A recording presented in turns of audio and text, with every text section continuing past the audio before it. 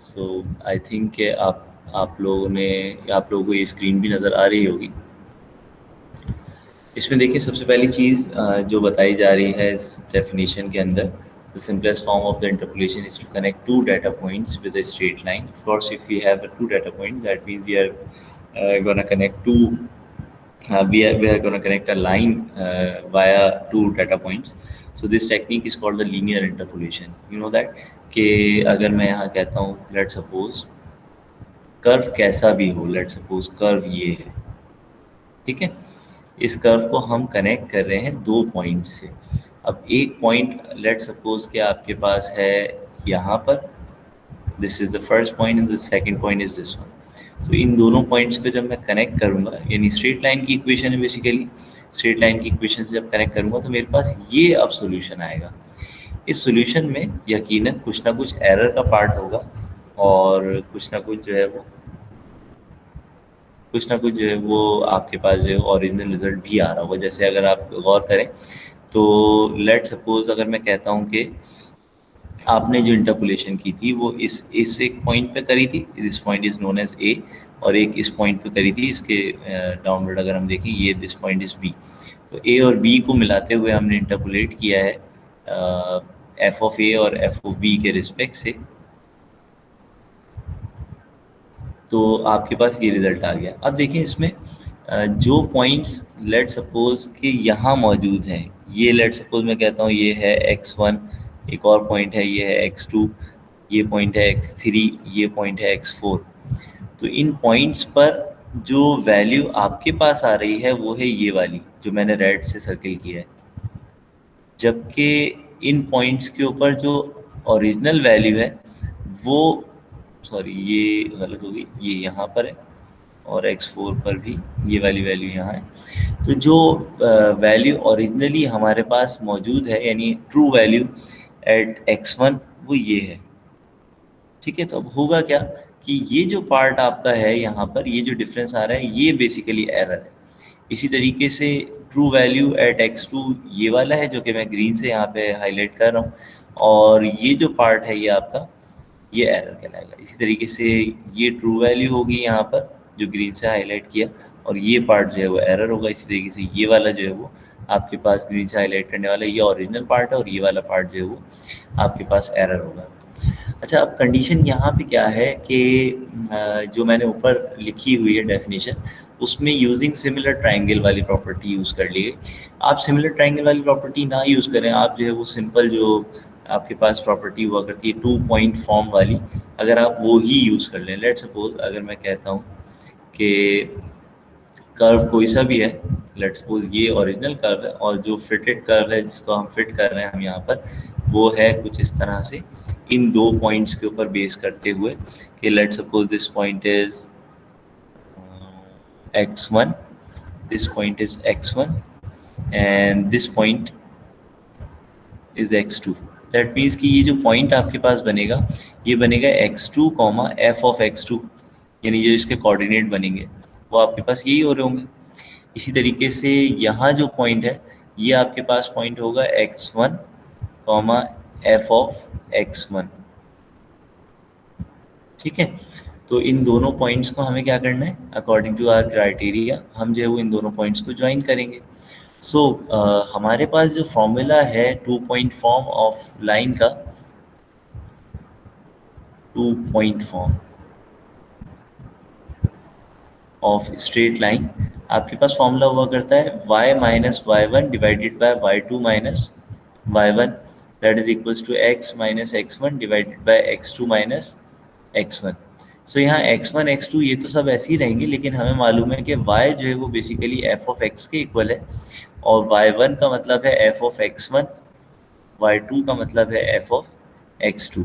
तो ये तमाम चीज़ें अगर मैं यहाँ सब्सटीट्यूट कर दूँ इस फॉर्मूला के अंदर, तो ये फॉर्मूला कुछ मॉडिफाई इस तरह से हो जाएगा कि f of x minus f of x1 divided by f of x2 minus f of x1 equals to x minus x1 divided by x2 minus x1, ठीक है। ये तो ऐसे ही रहेगा। अब अगर आप देखें कि यहाँ एफ ऑफ एक्स को हमें सेपरेट करना है। तो एफ ऑफ एक्स को सेपरेट करने के लिए हम क्या कर रहे हैं, सिर्फ और सिर्फ f of x two minus f of x one ये राइट हैंड साइड पे जाके मल्टीप्लाई हो जाएगा, और एफ ऑफ एक्स वन ये सब्ट्रैक्ट हो रहा है तो राइट हैंड साइड पे ऐड हो जाएगा। So you can write it as f of x one plus x minus x1 divided by x2 minus x1 into f of x2 minus f of x1। ठीक है, तो ये आपके पास जो है वो रिजल्ट आया है इस फंक्शन का, और ये सेम वही रिजल्ट है, यानी वहाँ पे सिमिलर ट्रायंगल वाली प्रॉपर्टी यूज़ कर ली गई थी, यहाँ पे इन्होंने ये वाली प्रॉपर्टी यूज़ कर ली। फर्क सिर्फ ये है कि since we have a linear interpolation right now, हम इसको स्ट्रेट लाइन फिट कह रहे हैं, तो हम सिर्फ याद रखने के लिए यहाँ पर एफ ऑफ एक्स की जगह हम लिख रहे हैं F one of x. One का मतलब ये है कि ये लीनियर इंटरपोलेशन है। नेक्स्ट टाइम जब हम इंटरपोलेशन करेंगे तो वहाँ पर भी एफ ऑफ एक्स को ही इवेल्युएट करेंगे, लेकिन एफ ऑफ एक्स को इवेल्युएट करने के बावजूद हम ये कहेंगे कि ये एफ टू ऑफ एक्स है। Let's suppose for the quadratic interpolation if you are interpolating 3 data points. अच्छा, ये ध्यान में रखिएगा ये वाली बात भी कि अच्छा यहाँ पे ये एक एग्जाम्पल आ गई, हम बाद में सॉल्व करेंगे एग्जाम्पल, कि अगर हमारे पास 3 डाटा पॉइंट्स हैं अवेलेबल, तो ज़ाहिर है 3 डाटा पॉइंट्स के मुताबिक जो है वो आप ये कह सकते हैं एक स्ट्रेट लाइन जो है वो दो डाटा पॉइंट्स अगर हमारे पास हों सिंपल, तो इन 2 डाटा पॉइंट से तो स्ट्रेट लाइन ही आती है, अब कर्व कुछ भी हो। अगर 3 डाटा पॉइंट्स हैं हमारे पास, तो 3 डाटा पॉइंट्स से हम जो है वो एक पैराबोला फिट कर सकते हैं। ठीक है, कुछ इस तरह से एक पैराबोला हम जो है वो फिट कर सकते हैं यहाँ पर। तो कम से कम 2 पॉइंट्स अगर आपको गिवन होंगे, तो इसका मतलब ये है कि ऑटोमेटिकली मतलब ये होगा कि you have to interpolate linearly और लीनियर इंटरपोलेशन और और fit a straight line. if you have given a 3 points, that means you have to fit a quadratic polynomial or you can say a parabola। तो इसमें हम देखें ये वाली condition में, इस डेरिवेशन में भी इसी बात को फोकस किया हुआ है। अच्छा, डेरिवेशंस जो शुरू में मैंने कही थी, ये जो कराई है, this is basically the linear interpolation. तो यहाँ पे आप चाहें तो लीनियर इंटरपोलेशन की हेडिंग अपने पास डाल सकते हैं कि दिस इज लीनियर इंटरपोलेशन। ठीक है ना, यहाँ पे सारे जो भी काम हो रहा है हम लीनियर इंटरपोलेशन का कर रहे हैं, ये सारी चीज़ें जो लीनियर इंटरपोलेशन। नाउ अब आगे जो हम काम करने जा रहे हैं यहाँ पर, ये है बेसिकली क्वाड्रेटिक इंटरपोलेशन। यहाँ पे जो वर्किंग है ये है quadratic interpolation. Quadratic interpolation means कि हम जो है वो कोई एक पैराबोला फिट कर रहे हैं। ठीक है, तो यहाँ पे जैसे कि कहा हुआ है, if we have 3 data points, if 3 data points are available, this can be accomplished with a second order polynomial also called a quadratic polynomial or a parabola.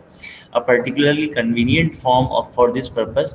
देखिए कन्वीनियंट फॉर्म क्यों कह रहे हैं यहाँ पर, कि हमारे पास वैसे तो स्ट्रेट लाइन के लिए जो फॉर्मूला हुआ करता है, लेट्स सपोज अगर मैं कहूँ एफ ऑफ एक्स या सिंपल वाई की फॉर्म में कह दूँ तो y equal to a x plus b हुआ करता है। इसी तरीके से अगर क्वाड्रेटिक है तो आपके पास ये हो जाएगा a x square plus b x plus c, यानी इस तरीके से कुछ जो है वो आप देख रहे होंगे।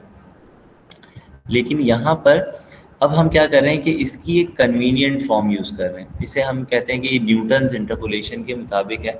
न्यूटन्स की एक फॉर्म है यहाँ पर, न्यूटन ने एक फॉर्म बताई यहाँ कि F two of x, basically ये एफ ऑफ एक्स ही है, यानी फॉर्म तो कुछ इस तरह से है कि f of f n x कह लेते हैं। F n x is equals to, इसी फॉर्म को देखते हुए हम लिख रहे हैं यहाँ पर इसको इस तरह, b one plus b two into x minus x one plus b three into x minus x one into x minus x two. अगर आप गौर करें इन दोनों को मैं मल्टीप्लाई कराऊँ तो x1 और x2 तो एक न्यूमेरिकल वैल्यू है, यानी ये तो कांस्टेंट वैल्यू है कोई ना कोई, लेकिन अगर मैं मल्टीप्लाई कराऊँ तो इससे भी x स्क्वायर ही आएगा, और यहाँ पर अगर हम कोई मल्टीप्लिकेशन करा दें तो इससे सिर्फ और सिर्फ x आएगा, और यहाँ मल्टीप्लिकेशन कराने की जरूरत नहीं, ये तो b1 ने आपके पास ऐसे ही रहेगा। यानी हमने इसी क्वाड्रेटिक इक्वेशन को थोड़ा सा कुछ मैनिपुलेट किया, कुछ थोड़ा बहुत जो है वो चेंज किया और इसको इस न्यूटन्स फॉर्म के अंदर लिख दिया। एफ एन एक्स का फॉर्मूला लिखना है तो लिहाजा प्लस अप टिल ये चलेगा फॉर्मूला कहाँ तक, बी एन, और ये हो जाएगा x minus x one x minus x two up till x minus x n. तो ये कुछ इस तरीके से चलती है न्यूटन फॉर्म। तो इसी न्यूटन फॉर्म में से जो है वो हमारे पास हमने यहाँ कंसिडर कर लिया है f2 of x। f2 of x का मतलब ये है कि सेकंड ऑर्डर पॉलिनोमियल। ये बात याद रखिएगा, फंक्शन हमेशा f ऑफ x ही होता है, यानी यहाँ आप अगर f ऑफ x भी लिखेंगे तो बात गलत नहीं होगी। लेकिन f2 of x is representing के we are gonna fit a parabola or a quadratic polynomial here, कि हम जो है वो पैराबोला या क्वाड्रेटिक पॉलिनोमियल फिट करना चाह रहे हैं। 2 का मतलब बस सिर्फ और सिर्फ ये है। तो किया क्या गया कि इस f2 ऑफ x को थोड़ा बहुत सिंप्लीफाई किया। अभी इसकी डेरिवेशन में हम थोड़ा सा नहीं जा रहे, हम एक सिंपल प्रोसीजर कर रहे हैं। लेट सपोज अगर मैं x को x1 के इक्वल सब्स्टिट्यूट कर दिया करता है यहाँ पर f ऑफ x के रिस्पेक्ट से, x को x1 के इक्वल सब्स्टिट्यूट करता, तो आप देखें कि ये वाली टर्म जो है वो आपके पास जीरो हो जाती, यहाँ पर ये टर्म भी जीरो हो जाती, सिर्फ और सिर्फ रह जाता b1 equal to f of x1। देखिए मैंने कहा था 2 लिखना ज़रूरी नहीं है, उसका रीज़न यही है कि देखिए यहाँ पे ये इस चीज़ को बता रहे हैं कि b1 is equal to f of x1। f of x1 जो आ रहा है हमारे पास f ऑफ x1 इस वजह से कि यहाँ f ऑफ x की फॉर्म में इसको यूज़ किया गया, ठीक है। अच्छा, इसी तरीके से अगर मैं x की जगह x1 के बजाय x2 भी सब्सटीट्यूट करूँ, तो x2 सब्सटीट्यूट करने पे होगा क्या कि सिर्फ और सिर्फ ये वाली टर्म खत्म हो जाएगी और ये वाली पूरी एक्सप्रेशन आपके पास रह जाएगी, ठीक है। इस वाली एक्सप्रेशन के अंदर थोड़ा सा बल्कि डेरिवेशन इसकी देख लें, हमारे पास जो है वो f ऑफ x इक्वल है b1 plus b2 x minus x1 plus b3 x minus x1 into x minus x2। Now if we substitute, let x is equals to x1, ठीक है। if we substitute x is equals to x1, now for this condition this factor, ये जो मैं यहाँ पे highlight कर रहा हूँ ये वाला फैक्टर, और क्योंकि ये वाला फैक्टर जीरो हो जाएगा, तो इन दोनों फैक्टर के जीरो होने की वजह से हमारे पास सिर्फ और सिर्फ रह जाएगा आपके पास कि f of x1 equal to b1। so this is basically the formula for b1 will always be equal to f of x1। now for the second condition, if you substitute, let again substitute, let's say this is equation a, x equal to x2 in equation a। तो अगर मैं x equal to x2 substitute करता हूँ तो x2 substitute करने पे सिर्फ और सिर्फ ये वाला फैक्टर जीरो होगा, ठीक है। तो इसका मतलब ये वाली टर्म आपकी जो है वो ख़त्म हो जाएगी, जीरो हो जाएगी, और आपके पास सिर्फ और सिर्फ ये दो टर्म्स जो है वो बाकी रहेंगी। तो इन दो टर्म्स को अगर हम लिखें कि f ऑफ x की जगह x2 आ गया equal to b1 plus b2, x की जगह x2 आ जाएगा, तो x2 माइनस x1 रह गया। अब देखिए b1 जो है वो उसका फॉर्मूला हम पहले इवेल्युएट कर चुके हैं, b1 is equal to f of x1। So we can say here कि f ऑफ x2, b1 जो है लेफ्ट हैंड साइड पे आके सब्ट्रैक्ट होगा, तो लिहाजा minus f of x1, b1 की वैल्यू हमने सब्स्टिट्यूट कर दी, that is equal to b2 into x2 minus x1।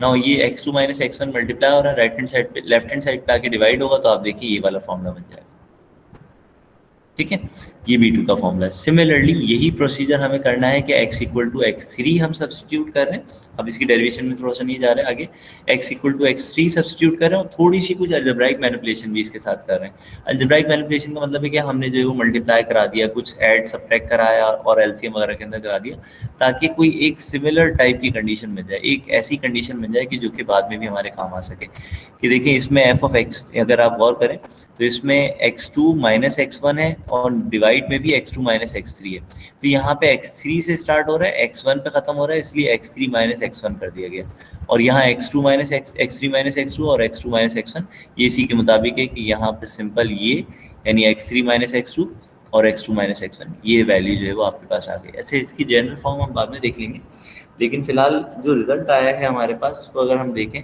तो ये रिजल्ट कुछ डिवाइडेड डिफरेंस टाइप का रिजल्ट लग रहा है। अगर आप गौर करें तो डिवाइडेड डिफरेंस का एक टेबल मैंने आप लोगों से बनवाया था, डिवाइडेड डिफरेंस की टेबल के अंदर यही सारा काम किया जा रहा होता है कि थोड़ा सा अगर हम गौर दोबारा से डिवाइडेड डिफरेंस का टेबल बना लें, लेट सपोज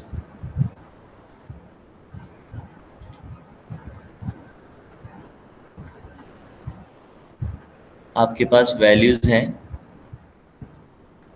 x और y की, x नॉट x, बल्कि यहाँ पे क्योंकि x नॉट नहीं है x1 से स्टार्ट है तो हम x1 से स्टार्ट करें, x1 और ये वाली वैल्यू आपके पास हो जाएगी y1 और x2 y2, x3 y3, x4 y4। तो देखिए फर्स्ट डिवाइडेड डिफरेंस क्या आएगा आपके पास यहाँ, फर्स्ट डिवाइडेड डिफरेंस आ जाएगा y2 minus y1 divided by x2 minus x1। ठीक है, फिर उसके बाद ये वाला फर्स्ट डिवाइड डिफरेंस की इन दो वैल्यूज से अगर आप काउंट करें तो ये हो जाएगा y3 minus y2 divided by x3 minus x2।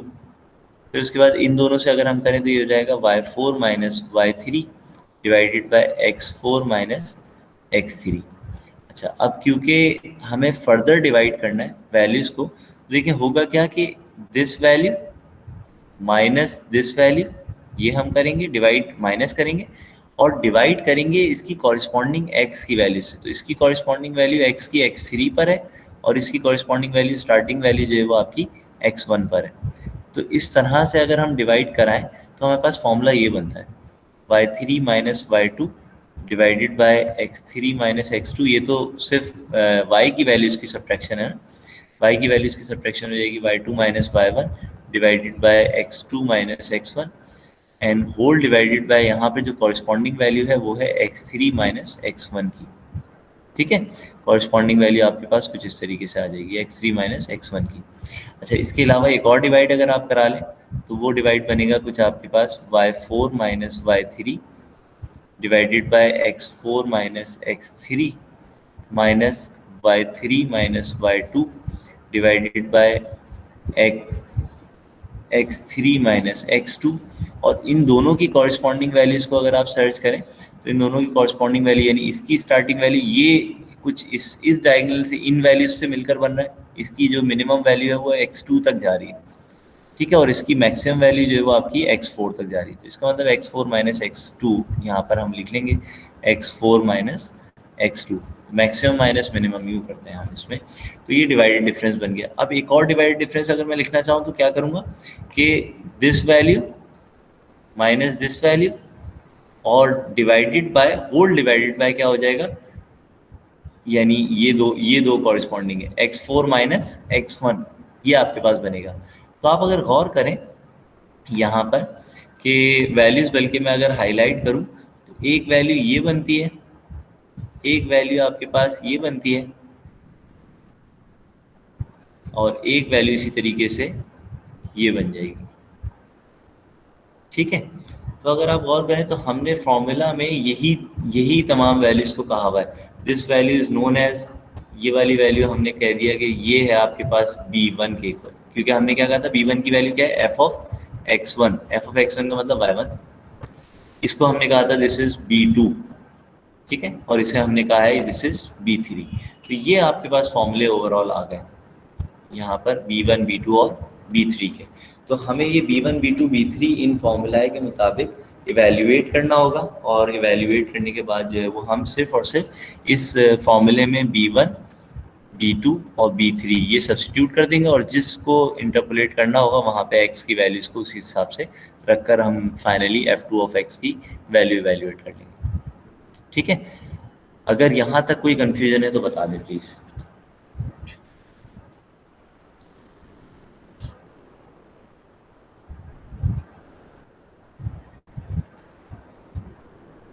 No confusion? ठीक है, गुड। तो हम एक एग्जांपल देख लेते हैं। देखिए इसमें कहा हुआ है estimate the natural logarithm of 2, यानी असल में हमें यहाँ पे इवेल्युएट क्या करना है, यहाँ इस पार्ट के अंदर क्या कहा जा रहा है, आपको इवेल्युएट करें ln2 की वैल्यू, नेचुरल लोगैरिथम ऑफ 2 की वैल्यू आपको इवेल्युएट करना है using linear interpolation. First perform the computation by interpolating between 1, यानी ये बेसिकली 1 एंड 6 को शो कर रहे हैं, ln1 और ln6 की वैल्यू दे रहे हैं।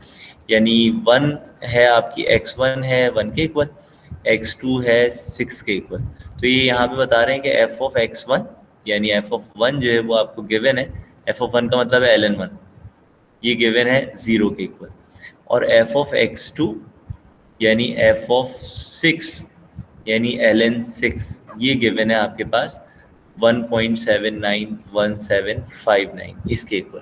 हमें क्या करना है, असल में सबसे पहले तो हम f ऑफ x को इवेल्युएट करेंगे बाय लीनियर इंटरपोलेशन, यानी f ऑफ x को इवेल्युएट करने के बाद अगर f ऑफ x आप लीनियर इंटरपोलेशन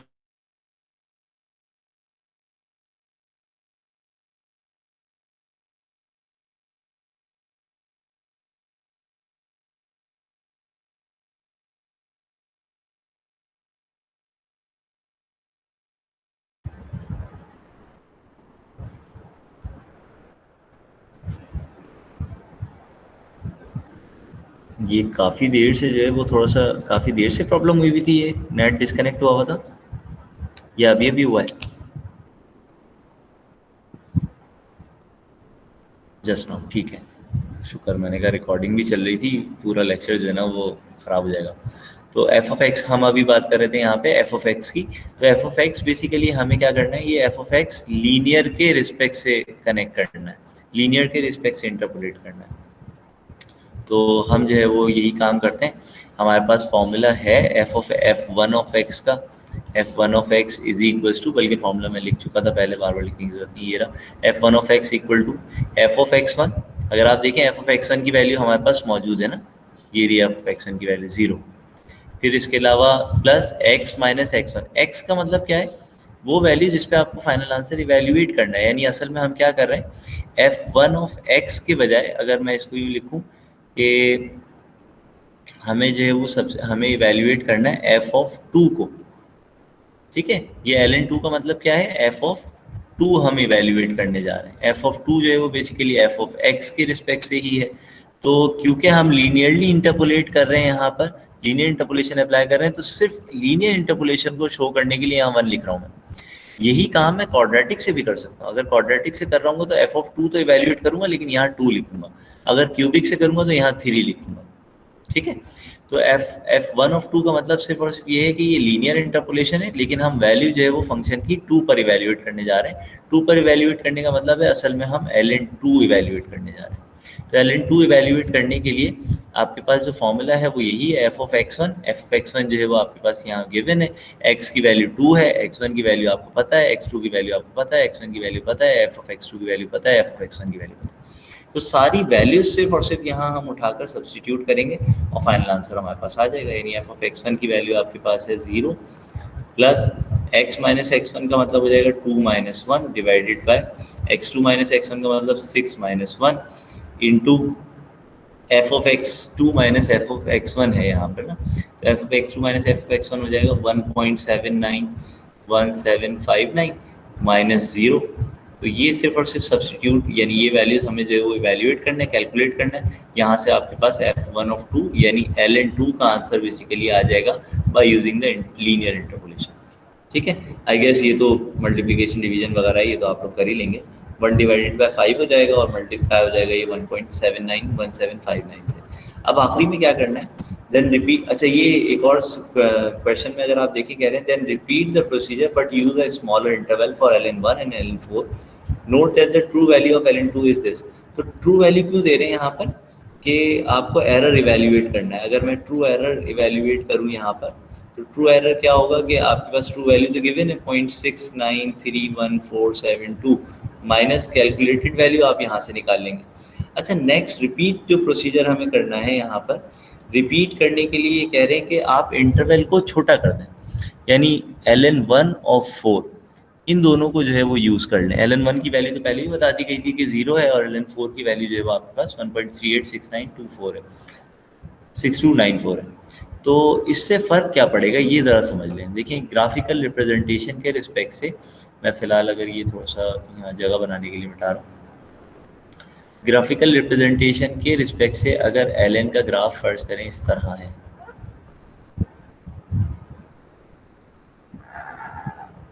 ठीक है। तो इस ग्राफ के अंदर अगर मैं लेट सपोज कि 1 यहाँ है, 2 यहाँ है, 3 यहाँ है, 4 यहाँ है, 5 यहाँ है, 6 यहाँ है, तो हम क्या रहे हैं, पहले पार्ट के अंदर एफ ऑफ 1 यानी इस पॉइंट पे और एफ ऑफ 6 यानी इस पॉइंट, इन दोनों को कनेक्ट कर रहे हैं, इस लाइन पे कनेक्ट कर रहे हैं, स्ट्रेट लाइन होगी वैसे ये, और फिर एफ ऑफ 2 की वैल्यू यहाँ से देख रहे हैं। ठीक है, तो इसके अंदर ये वाला पार्ट जो है वो समझे एरर आ गया। लेकिन आप सोचें कि अगर मैं यही काम करूं एफ ऑफ 1 और एफ ऑफ 4 के दरमियान, एफ ऑफ 1 और 4 के दरमियान, तो होगा क्या कि ये एक स्ट्रेट लाइन होगी जो कि यहाँ पे ज्वाइंट हो रही होगी, और एफ ऑफ 2 की वैल्यू ये वाली आएगी। तो जाहिर है एफ ऑफ 2 की वैल्यू इसमें और इस वाली वैल्यू के अंदर थोड़ा सा डिफरेंस रह गया।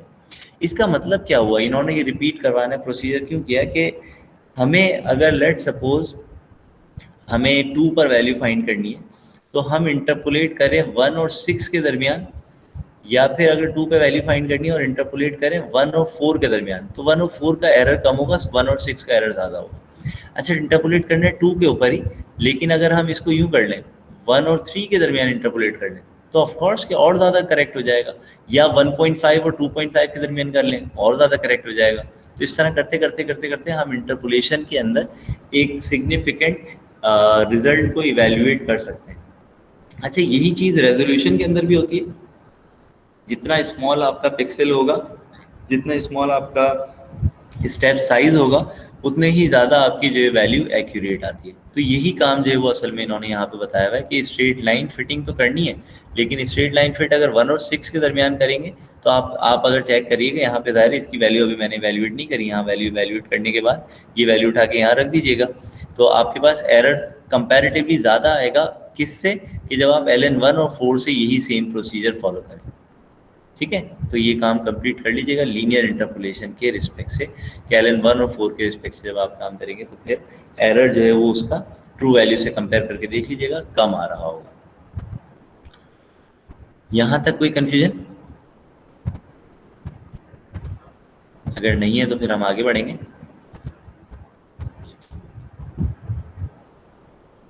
Okay, quadratic interpolation. Quadratic interpolation में क्या है, हमें रिक्वायरमेंट क्या किस किस चीज़ की है, अगर आप गौर करें फॉर्मूलाए के अंदर, हमें पहली चीज़ जो रिक्वायर्ड है वो है x1, यानी यहाँ से अगर हम गौर करें तो ये है हमें रिक्वायरमेंट x1 की,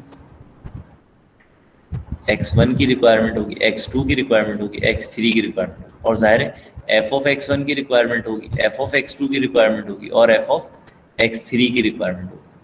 तो हमें करना क्या है, सेम इसी तरीके से क्वाड्रेटिक इंटरपोलेशन का क्वेश्चन यही है कि सेकंड ऑर्डर न्यूटन्स पॉलिनोमियल अगर हमें फिट करना है LN2 को इवैल्यूएट करने के लिए विद द सेम 3.14 और 6 को यूज़ करते हुए, तो LN1 जो है वो ये f ऑफ x1 जो है, इसका क्या मतलब है कि ये LN1 की वैल्यू है। ठीक है, या आप ये भी कह सकते हैं कि this is f of 1 equal to 0। Similarly f of x2 का मतलब है ये है LN4 की वैल्यू, जो कि पहले दी हुई थी पिछले वाली एग्जाम्पल के अंदर, तो LN4 की वैल्यू भी कह सकते हैं, या फिर f ऑफ x4 भी कह सकते हैं। तो इसकी वैल्यू जो है वो यहाँ पर गिवन है 1.38 समथिंग। अच्छा, तीसरी वैल्यू जो है वो LN6 की वैल्यू जो है वो यहाँ पे गिवन है। आप अपने कैलकुलेटर से भी वैल्यूट कर सकते हैं वैसे ये वैल्यूज, ये देना ज़रूरी नहीं होता, ये वैल्यूज जो यहाँ पे दी हुई हैं ये ज़रूरी नहीं होता। आपको सिर्फ और सिर्फ एग्ज़ाम पॉइंट ऑफ व्यू से अगर मैं कहूँ तो आपको मैं सिर्फ और सिर्फ ये कह दूंगा कि इंटरपोलेट बिटवीन 1, 4 एंड 6। ठीक है, तो ऑब्वियस है कि x1 जो है वो आपके पास 1 के इक्वल है, x2 4 के इक्वल है, x3 जो है 6 के इक्वल है, तो आप f ऑफ x1 निकाल लें, कैलकुलेटर से LN1 की वैल्यू देख लें, कैलकुलेटर से LN4 की वैल्यू देख लें, कैलकुलेटर से LN6 की वैल्यू देख लें। ठीक है, सिंपल। ये बुक में दी हुई है, तो ये बुक की एग्जाम्पल क्योंकि मैंने यहाँ पे कॉपी पेस्ट की हुई है, तो इसलिए यहाँ जो है वो ये वैल्यूज़ दी हैं। ये तमाम वैल्यूज़ को हम क्या करेंगे, उठा के सब्स्टिट्यूट करेंगे और B1, B2 और B3 की वैल्यूज़ को इवेल्युएट करेंगे। अगर आप देखें B1 का फॉर्मूला है f of x1, f of x1 का मतलब ये है कि 0, B1 की वैल्यू डायरेक्टली आ गई हमारे पास कि वो 0 के इक्वल है। B2 की वैल्यू के लिए हम क्या करेंगे, f of x2 minus f of x1 यानी 1.386294 minus f of x1 that is 0 divided by 4 minus 1। तो B2 की वैल्यू यहाँ से आ जाएगी कि 1.386294 डिवाइड बाय 3। बताएं ज़रा वैल्यू क्या आ रही है।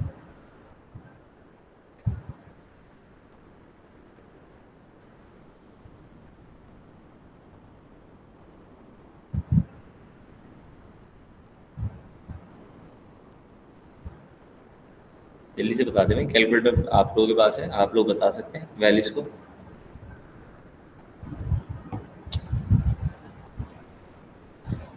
Good, 0.4721, 0.4621, okay, 0.4621। तो यहाँ पे ये आ गई वैल्यू B2 की। B3 की वैल्यू के लिए हम क्या करेंगे, B3 की वैल्यू के लिए कैलकुलेशन में वही है, फॉर्मूला आपके पास गिवन है, f of x3 minus f of x2 divided by x3 minus x2 minus f of x1, sorry f of x2 minus f of x1 ये माइनस है, divided by x2 minus x1 whole divided by x3 minus x1। तो यहाँ सारी values उठा के रखते हैं। F of x3 की वैल्यू आपके पास गिवन है 1.791759, 1.791759 माइनस एफ ऑफ x2 की वैल्यू आपको गिवन है 1.386294, 1.386294 डिवाइडेड बाय ये हो जाएगा 6 माइनस 4 माइनस ये हो जाएगा 1.386294 माइनस 0 डिवाइडेड बाय और ये हो जाएगा 4 minus 1 whole divided by 6 minus 1। ठीक है, तो यहाँ से B3 की वैल्यू आ जाएगी। ज़रा ये भी कैलकुलेट करके बता दें प्लीज़।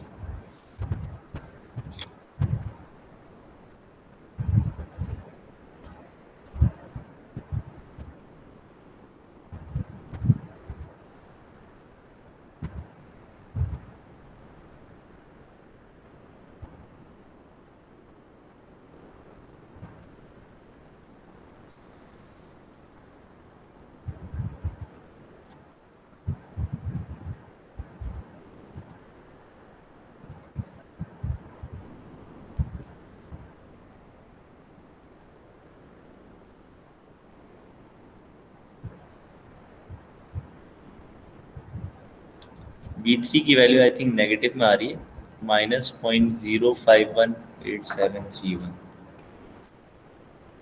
-0.0518731 अच्छा, अगर B2 की वैल्यू भी ज़्यादा डेसिमल प्लेसेस तक होती तो ज़्यादा बेहतर था। आपने 4 तक ले लिया डेसिमल प्लेसेस, चले खैर कोई मसला नहीं। ये B1 B2 B3 आ गया। अब करना क्या है, B1 B2 B3 की वैल्यूज़ के साथ आप ठीक है, ये राउंड ऑफ होने वाली राउंड ऑफ हुई भी वैल्यू आपके पास है -0.0519, हम ये वैल्यू भी देख सकते हैं। अच्छा, फिलहाल इस वाले कर्व का कोई हमारा काम नहीं है, इस वाली का डिवाइड डिफरेंस ये मैंने बता दिया था आप लोगों को। तो हमें करना क्या है कि एफ ऑफ एक्स का फॉर्मूला जो आपके पास था कि B1 plus B2 into x minus x one plus B3 into x minus x one into x minus x two, हमें करना क्या है, F2 को फिट करना है। क्वाड्रेटिक पॉलिनोमियल है और x की वैल्यू है 2, तो x की जगह 2 रख दें। B1 की वैल्यू आपके पास आ गई थी 0 थी, प्लस B2 की वैल्यू आपने कैलकुलेट कर ली थी 0.4621। x माइनस एक्स1 का मतलब है 2 minus x one, x one was 1, plus B3 की वैल्यू क्योंकि नेगेटिव में है, मैं राउंड ऑफ हुई हुई वैल्यू ही ले रहा हूँ फिलहाल 0.0519 जो आप लोगों ने कैलकुलेट करी है, और 2 माइनस 1 इंटू 2 माइनस x2 है 4। ठीक है, तो ये अब आपको कैलकुलेट करना है इससे ln2 क्वाड्रेटिक पॉलिनोमियल के रिस्पेक्ट से, यानी f2 ऑफ 2 की वैल्यू आपके पास आ जाएगी। कैलकुलेट करके बता दें क्या आ रही है वैल्यू।